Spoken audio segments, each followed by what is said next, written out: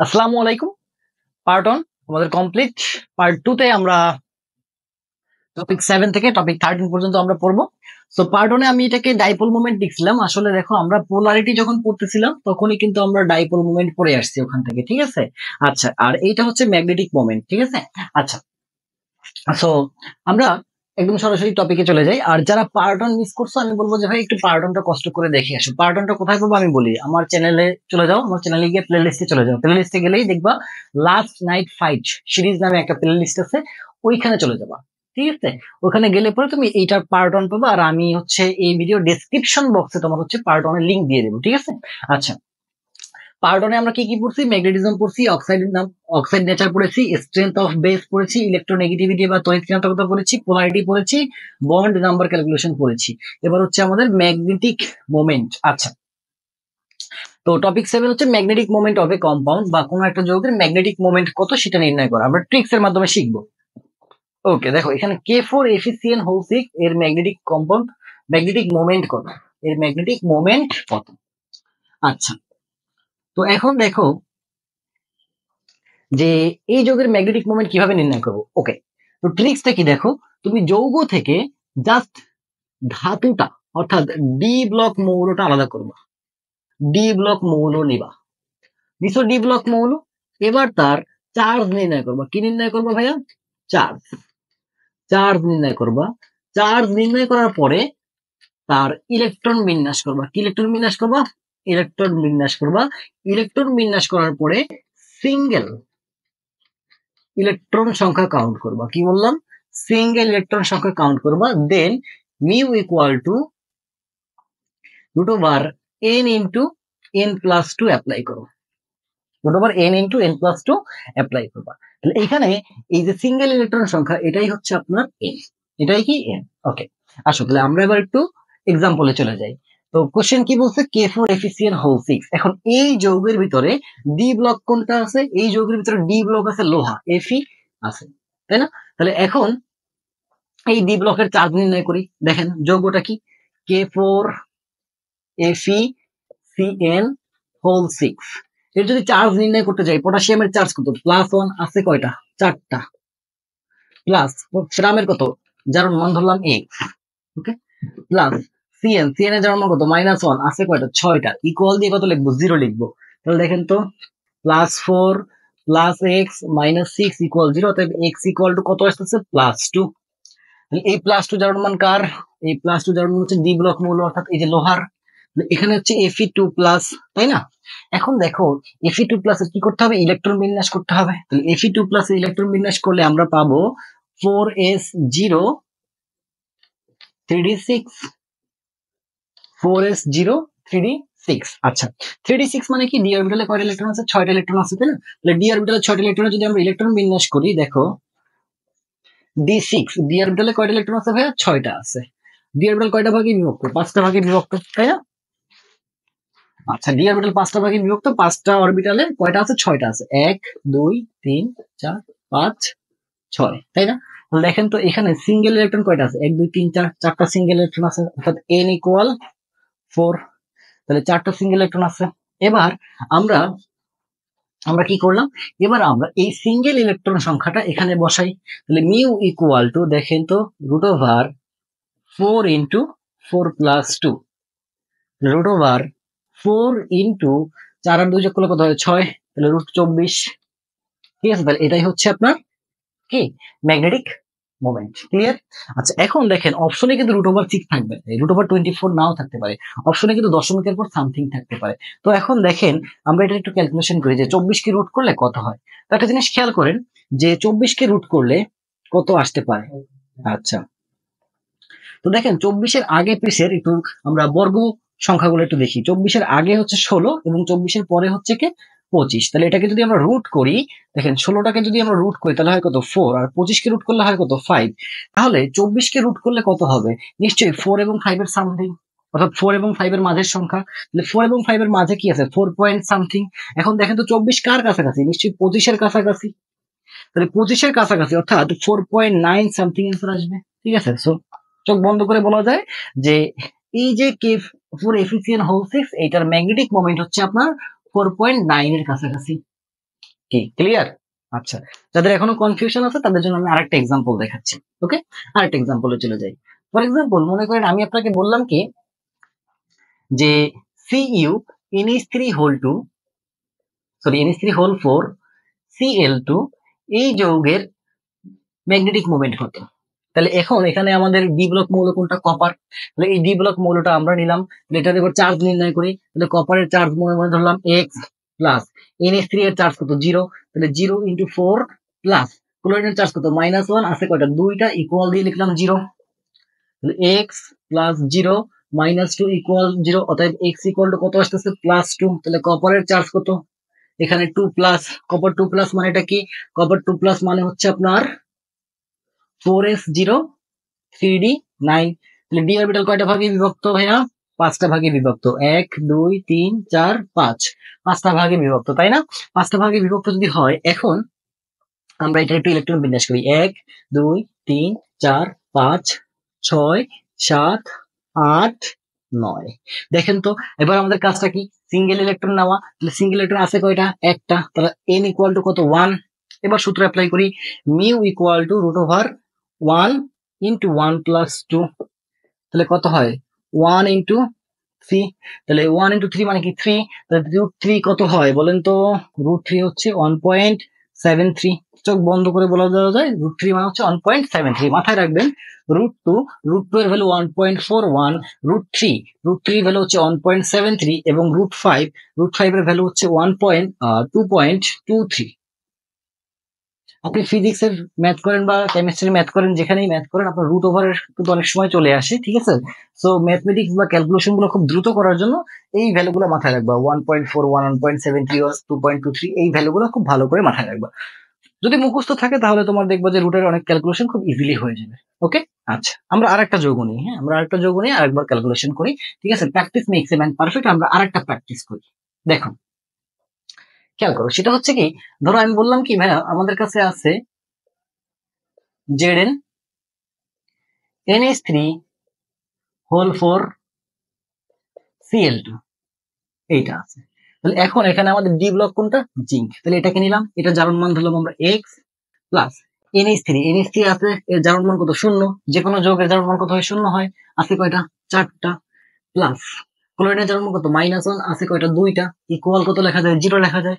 তাহলে x plus 0 -2 equal 0, অতএব x equal to কত আসতেছে? +2 আসতেছে। তার মানে জিঙ্কের জারণ মান কত? এখানে +2। এবার এটার ইলেকট্রন বিন্যাস যদি আমরা করি তাহলে কত পাবো আমরা? 4s0 3d10। জিঙ্কের নরমাল ইলেকট্রন বিন্যাস কি? 4s2 3d10। তাহলে জিঙ্ক 2 প্লাস এর ইলেকট্রন বিন্যাস কত আসতেছে? 4s0 3d10 আসতেছে, তাই কিনা?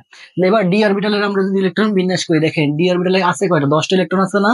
10টা ইলেকট্রন যদি বসাই, 1 2 3 4 5 6 7 8 9 10, দেখেন তো এখানে কোনো সিঙ্গেল ইলেকট্রন আছে? নাই। কারণ এখানে সবগুলো কি? জোর।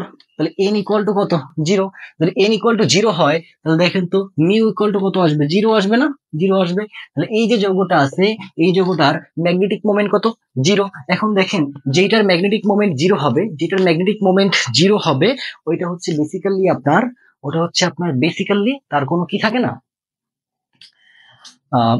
কি বলে এটারে, মানে চুম্বকত্ব থাকে না। এটা যেহেতু ম্যাগনেটিক মোমেন্ট জিরো, সো আমরা এটাকে কি বলতে পারি? এটা হচ্ছে একটা ডায়াম্যাগনেটিক পদার্থ। এটা কি পদার্থ? ডায়াম্যাগনেটিক পদার্থ। ক্লিয়ার এটুকু? আচ্ছা, ওকে। সো আই হোপ আপনারা সবাই বুঝতে পারছেন ম্যাগনেটিজমের ব্যাপারটা। ওকে, সো এবার আমরা টপিক 8 এ চলে যাব। আচ্ছা, তাহলে এবার একটা কোশ্চেন দিয়ে দিই আপনাদেরকে, আপনারা সেটা একটু সলভ করার চেষ্টা করেন। কোশ্চেনটা হচ্ছে এরকম যে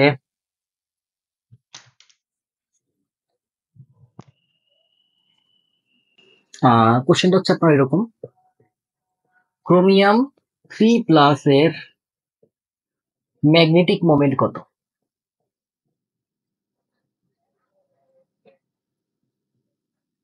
আচ্ছা, ম্যাগনেটিক মোমেন্ট কত? ঠিক আছে, ওকে। তো এখানে কিন্তু অলরেডি আপনার মাথার উপরে চার্জ দেওয়া আছে, সো আপনারা আবার ইলেকট্রন বিন্যাস করে সিঙ্গেল ইলেকট্রন সংখ্যা নির্ণয় করার পরে ম্যাগনেটিক মোমেন্ট হিসাব করেন সূত্রের মাধ্যমে। আচ্ছা, তারপরে দেখেন টপিক 08, হাইব্রিডাইজেশন বা সংকরণ।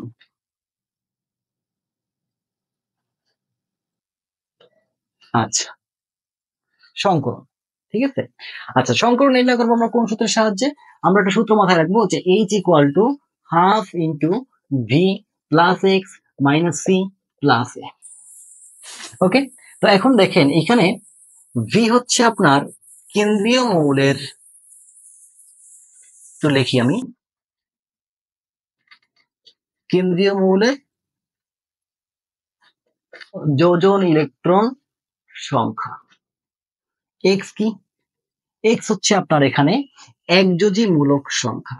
কি বললাম? একযোজী মূলক সংখ্যা। এখন একযোজী মূলক কারা কারা মাথায় রাখবেন? Hydrogen, fluorine, chlorine, bromine, iodine, এগুলো হচ্ছে একযোজী মূলক। এগুলো কি? একযোজী মূলক। তবে ক্লোরিন, ব্রোমিন, আয়োডিন যদি অ্যানায়ন হিসেবে কাজ করে সেক্ষেত্রে একযোজী, যদি অ্যানায়ন হিসেবে কাজ করে সেক্ষেত্রে একযোজী। বাট ক্লোরিন, ব্রোমিন, আয়োডিন যদি আবার কেন্দ্রীয় মৌল হিসেবে কাজ করে তাহলে তারা একযোজী না। ক্লিয়ার এটুকু? আচ্ছা, সি দ্বারা কি বোঝায়? সি দ্বারা বোঝায় ক্যাটায়নের চার্জ। কি বললাম? ক্যাটায়নের চার্জ। আর এ দ্বারা কি বোঝায়? অ্যানায়নের চার্জ। এ দ্বারা বোঝায় অ্যানায়নের চার্জ। তো এই জিনিসগুলো আমাদের মাথায় রাখতে হবে। এবার এইচ, এইচ দ্বারা কি বোঝায়? এইচ দ্বারা বোঝায় হচ্ছে আপনার হাইব্রিডাইজেশন নাম্বার। Hybridization number. এখন খেয়াল করেন, খেয়াল করেন ভালো করে। এইচ, তাহলে এটা হচ্ছে এইচ এর ভ্যালু। এইচ এর ভ্যালু হচ্ছে আপনার 2 হয় 3, এইচ এর ভ্যালু 2 হতে পারে, 3 হতে পারে, 4, 5 আর হচ্ছে 6। ঠিক আছে, এখন খেয়াল করেন, আই হোপ এটা দেখা যাচ্ছে। আচ্ছা, তো যখন আপনার এইচ এর ভ্যালু 2 হবে তখন সংকরণটা হয় এসপি সংকরণ, যখন 3 হয় তখন সংকরণটা হয় sp2, যদি 4 হয় তাহলে সংকরণটা হয় sp3, যদি সংকরণ এইচ এর ভ্যালু 5 হয় তাহলে সংকরণটা হয় sp3d, যদি 6 হয় তাহলে সংকরণটা হবে আপনার sp3d। sp সংকরণ হলে আকারটা হয় সরল রৈখিক। কি হয় আকারটা? সরল রেখা। আকারটা কেমন হবে? সরল রৈখিক। sp2 হলে আকারটা হবে আপনার ত্রিকোণাকার, সমতলীয় ত্রিকোণাকার। এগুলো মুখস্থ রাখতে হবে। sp3 সংকরণ হলে পরে আকার কেমন হয়? চতুস্তলকীয়। আকার কেমন হয় ভাইয়া? চতুস্তলকীয়। sp3d হলে পরে আকার হয় আপনার ত্রিকোণাকার দ্বিপিরামিডীয়। আচ্ছা, আর sp3d হলে, d2 হলে আকারটা হয় আপনার অষ্টতলকীয়। ঠিক আছে, ওকে। আচ্ছা, এবার খেয়াল করেন, যদি আপনার হচ্ছে sp সংকরণ হয়, sp সংকরণ হলে পরে, sp সংকরণ হলে পরে বন্ধন কোণের মান হচ্ছে 180 ডিগ্রি, sp2 সংকরণ হলে পরে বন্ধন কোণের মান হচ্ছে 120 ডিগ্রি, sp3 সংকরণ হলে পরে বন্ধন কোণের মান হচ্ছে আপনার 109.5 ডিগ্রি, আর sp3d হলে বন্ধন কোণের মান হচ্ছে আপনার 90 ডিগ্রি এবং 120 ডিগ্রি, আর sp3d2 হলে পরে বন্ধন কোণের মান হচ্ছে সবগুলোর 90 ডিগ্রি। মাথায় রাখবেন sp3d, sp3d, sp3d এর ক্ষেত্রে দুইটা হচ্ছে 120 ডিগ্রি। কয়টা? দুইটা 120 ডিগ্রি এবং তিনটা 90 ডিগ্রি। ঠিক আছে, তিনটা হচ্ছে 90 ডিগ্রি। ওকে, তাহলে sp3d, sp3d এর ক্ষেত্রে কি বললাম? দুইটা হচ্ছে আপনার 120 ডিগ্রি আর তিনটা হচ্ছে আপনার 90 ডিগ্রি।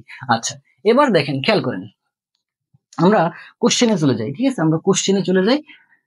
কোশ্চেনটা হচ্ছে আপনার এরকম যে HCHO এর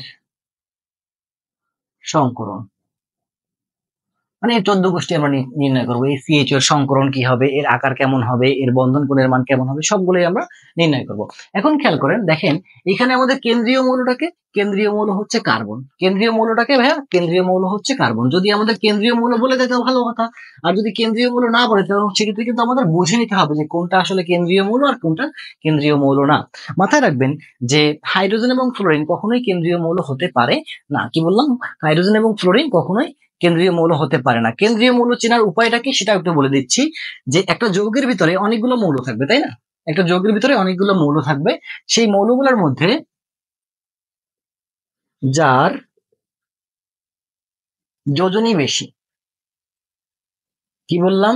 যার যোজনী বেশি অথবা যার পারমাণবিক আকার বড় অথবা যার তড়িৎ ঋণাত্মকতা ইলেকট্রোনেগেটিভিটি কম। যার ইলেকট্রোনেগেটিভিটি কি বললাম? কম। এই তিনটার যে কোনো একটা শর্ত মানলে সেটা কি হবে? সেটা হচ্ছে কেন্দ্রীয় মৌল হবে। সেটা কি হবে? কেন্দ্রীয় মৌল হবে। দেখেন, খেয়াল করেন, এখানে যে কার্বনটা আছে এই কার্বনের তড়িৎ ঋণাত্মকতা হচ্ছে 2.5, আর এখানে অক্সিজেন আছে, অক্সিজেনের তড়িৎ ঋণাত্মকতা কত? অক্সিজেনের তড়িৎ ঋণাত্মকতা 3.5, তাই না? তাহলে দেখেন তো, কার্বন এবং অক্সিজেনের মাঝে কার তড়িৎ ঋণাত্মকতা কম? কার্বনের তড়িৎ ঋণাত্মকতা কম। তো কার্বনটা কি হবে ভাইয়া? কেন্দ্রীয় মৌল হবে। ক্লিয়ার? আচ্ছা, এখন এটা সংকরণ নির্ণয় করতে বলছে, তাহলে সূত্র অনুসারে দেখেন তো আমরা কি লিখতে পারি? আমরা লিখতে পারি H equal half into V, কেন্দ্রীয় মৌলের যোজন ইলেকট্রন সংখ্যা। কার্বনের যোজন ইলেকট্রন কয়টা? 1:2:2 2p2, তাহলে কার্বনের যোজন ইলেকট্রন 4টা, তাহলে লিখলাম আমি 4 প্লাস এক্স। এক্স দ্বারা কি বোঝায়? একযোজী মূলকের সংখ্যা। দেখেন তো এখানে একযোজী মূলক কে আছে? হাইড্রোজেন আছে না? হাইড্রোজেন হচ্ছে একযোজী মূলক, আছে কয়টা? 2টা, তাহলে আমি লিখলাম 2 মাইনাস সি আছে না? এখানে সি দ্বারা কি বোঝায়? ক্যাটায়নের চার্জ। দেখেন তো এটার মাথার উপরে কোনো প্লাস মাইনাস আছে? নাই, তাহলে চার্জের ভ্যালু কত হবে? 0 হবে। প্লাস এ এনায়নের চার্জ, দেখেন তো এটার মাথার উপরে কোনো মাইনাস আছে? নাই, তাহলে এনায়নের ভ্যালু কত আসবে? 0 আসবে। তাহলে হাফ ইন্টু 4 + 2 দ্যাট মিনস 6, তাহলে কত হয়? 3 হয় না? তাহলে দেখেন তো HCHO এর ক্ষেত্রে আমরা এইচ এর ভ্যালু কত পেলাম? 3। তাহলে দেখেন তো ভাইয়া, এইচ এর ভ্যালু যখন 3 আসে তখন সংকরণটা কেমন হয়? sp2। তাহলে HCHO এই যৌগটার ক্ষেত্রে সংকরণটা কেমন আসতেছে? sp2। ক্লিয়ার? আচ্ছা, sp2 সংকরণ হলে পরে আকারটা কেমন হয়? ত্রিকোণাকার। তাহলে এই যৌগের আকারটা কেমন? ত্রিকোণাকার। আচ্ছা, এবং বন্ধন কোণের মান কত হচ্ছে? 120 ডিগ্রি। বন্ধন কোণের মান কত? 120 ডিগ্রি। তাহলে এই যৌগের বন্ধন কোণের মান কত? 120 ডিগ্রি। বন্ধন কোণ বলতে কি বোঝাচ্ছি দেখেন, এখানে কার্বন, তার সঙ্গে হাইড্রোজেন আছে, এবং অক্সিজেন আছে। তাহলে এই যে হাইড্রোজেন কার্বন এবং এই হাইড্রোজেন বন্ধন কোণ 120 ডিগ্রি। হাইড্রোজেন কার্বন অক্সিজেন এর মধ্যে বন্ধন কোণ 120 ডিগ্রি। হাইড্রোজেন কার্বন অক্সিজেন এর মধ্যে বন্ধন কোণ 120 ডিগ্রি। ওকে, ক্লিয়ার এটুকু? আই হোপ সবার ক্লিয়ার, কারো কোনো কনফিউশন নাই। ঠিক আছে, আমরা আরেকটা কোশ্চেন সলভ করি। আসেন আমরা আরেকটা কোশ্চেন সলভ করি। আমি বললাম কি আপনাদেরকে যে SO4 2- সালফেট, সালফেট আয়নের সংকরণ কি হবে, বন্ধন কোণ কি হবে, আকৃতি কেমন হবে, এগুলো আমরা একটু নির্ণয় করি। দেখেন, আচ্ছা, এখানে কেন্দ্রীয় মৌলকে সালফার, নিঃসন্দেহে সালফার, কারণ সালফারের তড়িৎ ঋণাত্মকতা হচ্ছে 2.5 আর অক্সিজেনের 3.5। তাহলে দেখেন তো কার তড়িৎ ঋণাত্মকতা কম? নিশ্চয়ই সালফারের। তার মানে সালফারটা কি হবে ভাইয়া? এখানে সালফারটা হচ্ছে আমাদের কি বলেন তো? কেন্দ্রীয় মৌল। আচ্ছা, তাহলে সূত্র অনুসারে H equal to half into V. V দ্বারা কি বোঝায়? কেন্দ্রীয় মৌলের যোজন ইলেকট্রন সংখ্যা। তো সালফার হচ্ছে কেন্দ্রীয় মৌল, যোজন ইলেকট্রন আছে কয়টা? 6টা।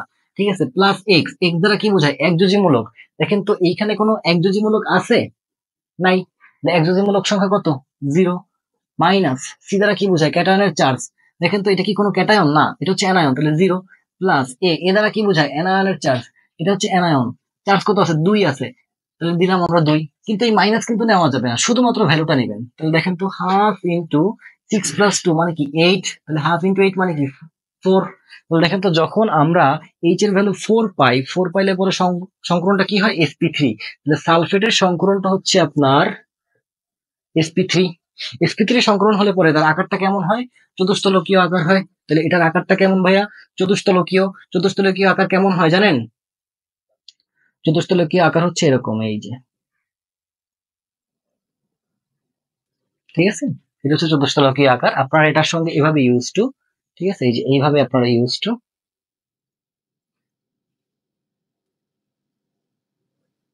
ওকে, এভাবে আপনারা ইউজ টু। এটা একটু ব্যাখ্যা করে দিলে পরে হয় কি, আকারটা বুঝতে সুবিধা হয়। বাট আমি একটু সোজা করে দিচ্ছি, হয়তো এই কারণে বুঝতে সুবিধা হচ্ছে না। ঠিক আছে, যাই হোক, বইতে আপনাদের এইভাবে দেওয়া আছে, বইতে আপনাদের এভাবে দেওয়া আছে। ওকে, আই হোপ আপনারা সবাই বুঝতে পারছেন, কারো কোনো কনফিউশন এখানে নাই। ক্লিয়ার এটুকু ভাইয়া? আচ্ছা, ওকে, এইবার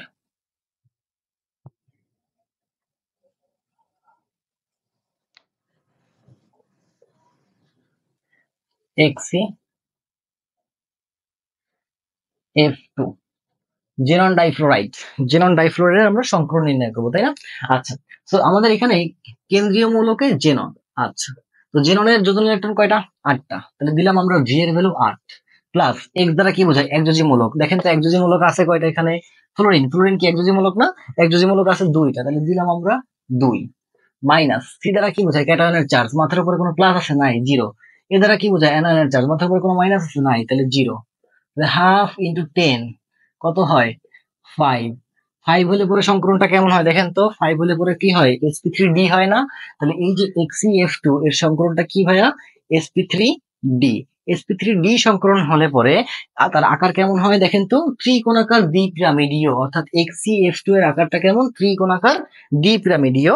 এবং বন্ধন কোণ কত হবে? দুইটা হবে 120 ডিগ্রি আর তিনটা হবে 90 ডিগ্রি, ঠিক আছে? যদিও এইখানে দেখেন, খেয়াল করেন, এইখানে বন্ধন কোণের ব্যাপারটা একটু চেঞ্জ আসে।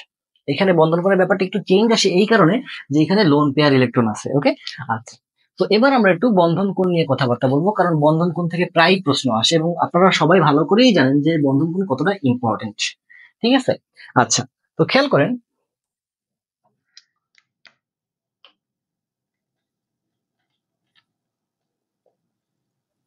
বন্ড অ্যাঙ্গেল বা বন্ধন কোণ তিনটা কারণে হ্রাস পায়। কয়টা কারণে? তিনটা কারণে হ্রাস পায়। একটা হচ্ছে আপনার তড়িৎ ঋণাত্মকতা, 2 নম্বরে হচ্ছে লোন পেয়ার ইলেকট্রন, আর 3 নম্বরে হচ্ছে আপনার ডি অরবিটালের উপস্থিতি। তো এই তিনটা কারণ, এই তিনটা কারণে হচ্ছে আমাদের কি হ্রাস পাবে ভাইয়া? বন্ধন কোণ হ্রাস পাবে। ওকে, এর ভিতরে আমাদের মেজর যেটা আছে সেটা হচ্ছে আপনাদের লোন পেয়ার ইলেকট্রন আছে কিনা। মাথায় রাখবেন, লোন পেয়ার ইলেকট্রন থাকলে পরে সেখানে কি হবে? বন্ধন কোণ হ্রাস পাবে।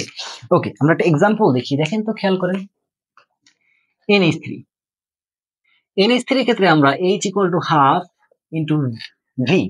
ভি এর ভ্যালু কত? অর্থাৎ কেন্দ্রীয় মূল নাইট্রোজেন, নাইট্রোজেনের যোজন ইলেকট্রন কয়টা? 5টা, তাহলে বসাইলাম 5 প্লাস এক্স, এক্স দ্বারা বোঝায় কি? একযোজী মূলক, একযোজী মূলক আছে কয়টা? 3টা, তাহলে বসাইলাম 3 মাইনাস সি দ্বারা কি বোঝায়? ক্যাটায়নের চার্জ, বসাইলাম 0 প্লাস এ দ্বারা কি বোঝায়? অ্যানায়নের চার্জ, বসাইলাম আমরা 0, কারণ এখানে ক্যাটায়নের কোনো চার্জ নাই, অ্যানায়নের কোনো চার্জ নাই। তাহলে দেখেন তো, 5 আর 3 8, 8 কে 2 দ্বারা ভাগ করলে হয় 4। তাহলে NH3 এর ক্ষেত্রে আমরা কত পাইলাম? 4 পাইলাম। তাহলে 4 হলে পরে আকারটা কেমন হয়? চতুস্তলকীয়। তাহলে NH3 এর আকার কেমন হবে? চতুস্তলকীয়। এবার খেয়াল করেন, এটা লোন পেয়ার ইলেকট্রন আছে কিনা দেখি, একটু হিসাব করি। নাইট্রোজেন, নাইট্রোজেনের সর্বশেষ কক্ষপথে কয়টা ইলেকট্রন? 5টা, তাই না? সর্বশেষ কক্ষপথে কয়টা ইলেকট্রন? 5টা। তাহলে আমরা যদি 5টা ইলেকট্রনকে লিখতে যাই, এই যে দেখেন তো, এগুলো হচ্ছে নাইট্রোজেনের সর্বশেষ কক্ষপথের ইলেকট্রন। আচ্ছা, তার সঙ্গে 3টা হাইড্রোজেন আছে, এই যে 3টা হাইড্রোজেন। ওকে, আচ্ছা, দেখেন তো, এই যে বসাইলাম 3টা হাইড্রোজেন। বসানোর পরে দেখেন তো আমাদের এখানে, এখানে কয়টা ফাঁকা আছে? 2টা ফাঁকা আছে, অর্থাৎ এটাই হচ্ছে আমাদের লোন পেয়ার ইলেকট্রন। এটাই হচ্ছে কি আমাদের লোন পেয়ার ইলেকট্রন। দেখেন তো আমরা এখানে কয় জোড়া লোন পেয়ার ইলেকট্রন পাচ্ছি? 1 জোড়া লোন পেয়ার ইলেকট্রন পাচ্ছি।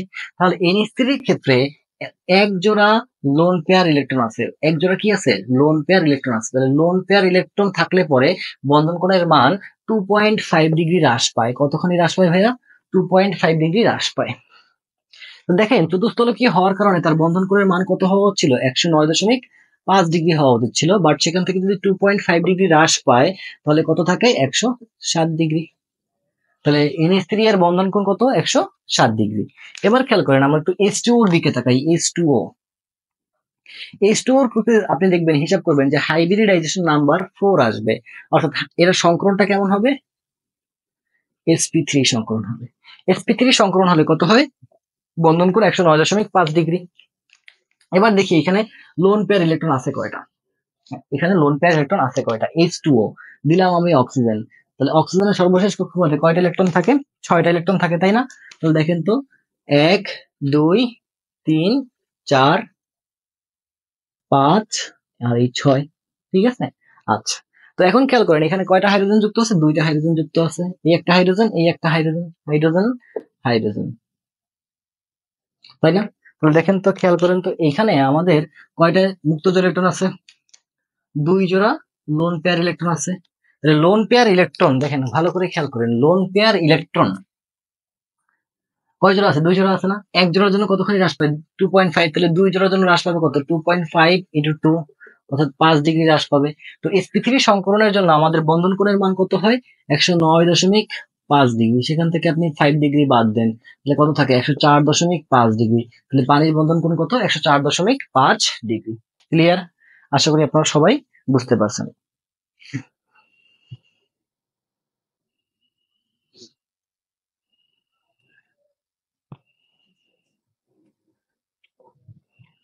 ওকে, সো আই হোপ আপনাদের এই বন্ধন কোণের ব্যাপারটা ক্লিয়ার। ঠিক আছে, তো এই হচ্ছে বন্ধন কোণ। তাছাড়া আমাদের হাজারি ডাক্তারের বইতে বেশ কিছু বন্ধন কোণ দেওয়া আছে ডিরেক্টলি, এগুলো একটু পারলে বাসায় বসে মুখস্থ করার চেষ্টা করবেন, কারণ সব জিনিস তো আসলে ট্রিক্স দেওয়া হয় না। ঠিক আছে, আমি কিন্তু একটা ভিডিওতে বলছিলাম যে পরীক্ষার হলে ঢোকার সঙ্গে সঙ্গে ট্রিক্স ট্রিক্স কিন্তু সব মাথাতে বের হয়ে যাবে। আবার আমি কিন্তু সেই ট্রিক্স দেখাচ্ছি। তো ব্যাপারটা কিন্তু একটু আসলে মানে দ্বন্দ্বপূর্ণ, যে আমি বললাম যে মেইন বই পড়তে, আমি আবার বললাম ট্রিক্স দেখতে, আমি বললাম বেসিক স্ট্রং করতে, আমি বললাম ট্রিক্স দেখতে। তাহলে ব্যাপারটা একটু সংঘাতজনক হয়ে গেল না? সংঘাতজনক হয়ে গেল। তো আপনারা আপনারা কিন্তু অবশ্যই মেইন বইটা পড়ে যাবেন। ঠিক আছে, আচ্ছা। আর যারা যারা ভিডিওটা স্টিল নাও দেখতেছেন, তারা একটু ভিডিওটা লাইক করে দেন। ঠিক আছে, ভিডিওতে লাইক করা উচিত আপনাদের। ঠিক আছে, এই শেষ মোমেন্টে এসে এরকম রিভিশন ক্লাস দিচ্ছি, লাইক করা উচিত। কেন লাইক করা উচিত জানেন?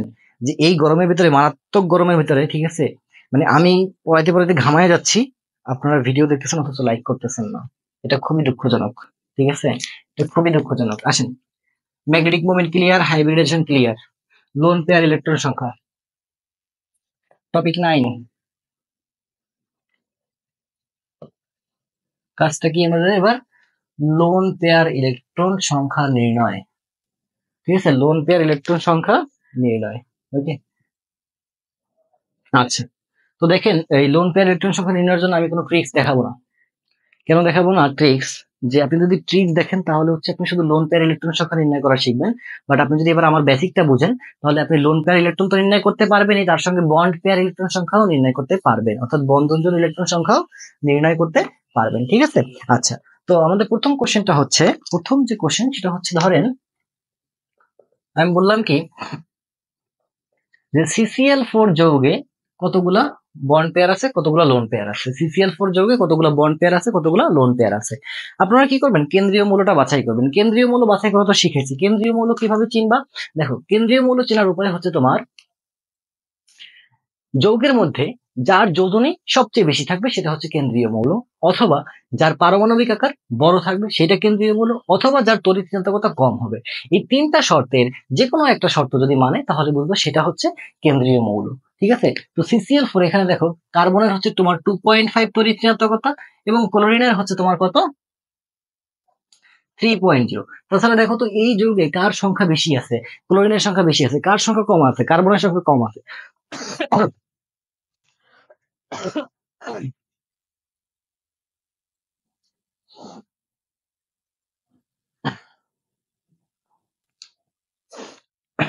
সরি, আচ্ছা। তো দেখো, খেয়াল করো যে এখানে CCl4, এটা যদি আমরা দেখতে যাই, তাহলে আমরা তো কেন্দ্রীয় মৌল নির্ণয় করে ফেললাম, তাই না? কেন্দ্রীয় মৌল নির্ণয় করার পরে, কেন্দ্রীয় মৌল নির্ণয় করার পরে আমাদের কি করতে হবে? কেন্দ্রীয় মৌলটা নিতে হবে, লিখতে হবে। লেখার পরে একটা গোল দাগ দিবা, দিছো গোল দাগ। এবার এই কার্বনের সর্বশেষ কক্ষপথে কয়টা ইলেকট্রন, মানে কেন্দ্রীয় মৌলের সর্বশেষ কক্ষপথে কয়টা ইলেকট্রন সেটা লিখবা। কয়টা ইলেকট্রন আছে? 4টা। তাহলে 1, 2, 3, 4। ওকে, তার সঙ্গে কয়টা পার্শ্বীয় মৌল বা প্রান্তীয় মৌল যুক্ত হচ্ছে? 4টা। তাহলে সেটা আমরা লিখি, 1, 2, 3, 4। তাহলে এটা হচ্ছে chlorine, chlorine, chlorine, chlorine. Chlorine যখন যুক্ত হয়, ক্লোরিন একটা করে শেয়ার করে, 1, 2, 3, 4। দেখো তো, এখানে সর্বশেষ কক্ষপথে কোনো লোন পেয়ার ইলেকট্রন আছে? নাই। তাহলে লোন পেয়ার ইলেকট্রন সংখ্যা কত এখানে? 0। বন্ড পেয়ার কি আছে? হ্যাঁ আছে। কয়টা আছে? 1, 2, 3, 4, 4 জোড়া, 4 পেয়ার। ওকে, ক্লিয়ার? আচ্ছা, এবার আমি আপনাকে বললাম কি যে C3NH2, এইখানে কতগুলা, এখানে কতগুলা লোন পেয়ার ইলেকট্রন আছে। দেখি তো আমরা লোন পেয়ার ইলেকট্রন সংখ্যা নির্ণয় করতে পারি কিনা। তো এখানে কেন্দ্রীয় মৌলকে নাইট্রোজেন। ঠিক আছে, নাইট্রোজেনের লিখলাম।